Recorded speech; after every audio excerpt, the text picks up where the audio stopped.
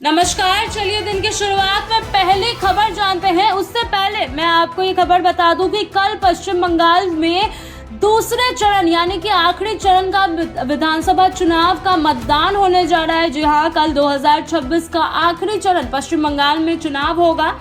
इससे पहले 23 अप्रैल को पहला चरण का मतदान हुआ था, जिसमें बहुत ही बड़ी संख्या में लोगों ने मतदान दिया था। जी हाँ, अगर तुलना करें लोकसभा चुनाव और विधानसभा चुनाव जो पिछले चुनावों के बारे में, तो इस बार 90% से ऊपर के लोगों ने मतदान दिया है, अपनी मतदान की प्रक्रिया को निभाया है शांतिपूर्ण तरीके से। हाँ, कुछ जगह भले ही अशांति का माहौल देखना पड़ा, वायलेंस इरप्ट हुए, तो वहीं सीआरपीएफ के जवानों ने उसे बहुत ही अच्छी तरीके से उसे एकजुट करके संभाला। वहीं अब पश्चिम बंगाल विधानसभा चुनाव से पहले कल जो आखिरी मतदान चुनाव होने वाला है, उससे पहले किरण रिजिजू ने बहुत बड़ा बयान पेश किया। जी हाँ, पश्चिम बंगाल विधानसभा चुनाव 2026 के बीच सियासी तापमान लगातार बढ़ता जा रहा है। इस बीच केंद्रीय मंत्री किरण रिजिजू ने बड़ा बयान देते हुए कहा कि राज्य की जनता अब समझ चुकी है कि भारतीय जनता पार्टी ही वो पार्टी है जो ऑल इंडिया तृणमूल कांग्रेस यानी टीएमसी द्वारा किए गए विनाश को ठीक कर सकती है। जी हाँ, ये बहुत बड़ा बयान है। उन्होंने कहा कि टीएमसी ने अब तक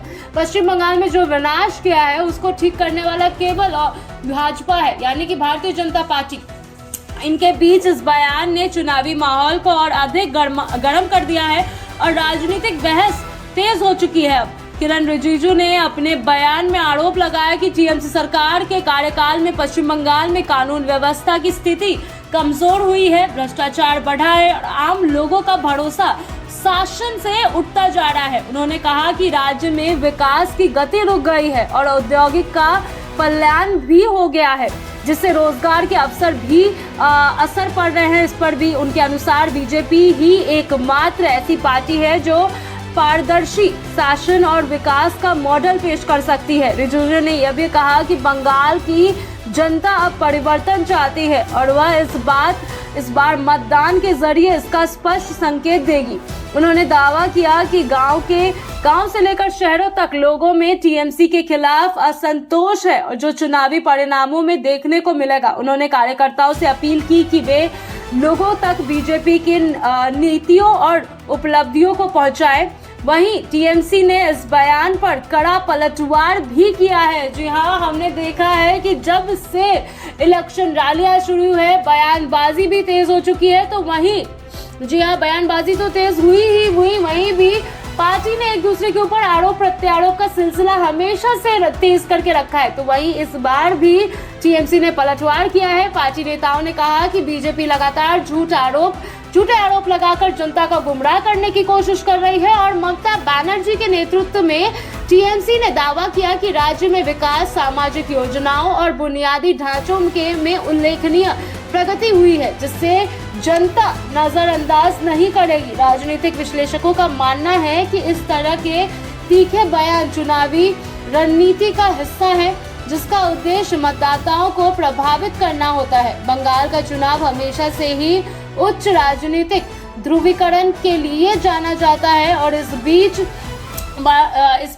बार भी वही रुझान देखने को मिल सकता है। जी हाँ, टीएमसी ने दावा किया है कि इस बार वो फिर से सत्ता में आएंगे, इस बार फिर से वो अपनी ही सरकार बनाएंगे। लेकिन बीजेपी वही प्रयास पर लगी हुई है कि इस बार सत्ता परिवर्तन हो।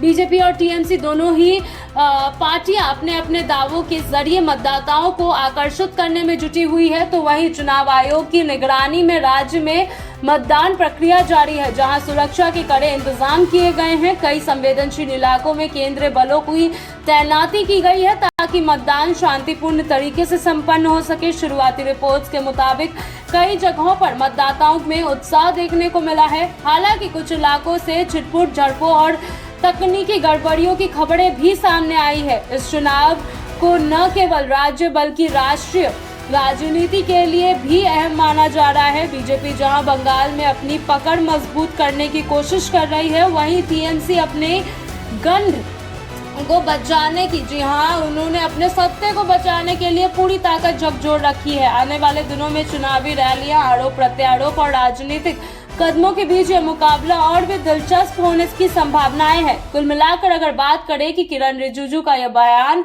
माहौल को और अधिक धार देने वाला साबित हो सकता है। अब देखना होगा कि जनता किस पार्टी के दावों पर भरोसा करती है और किसे राज्य की सत्ता सौंपती है।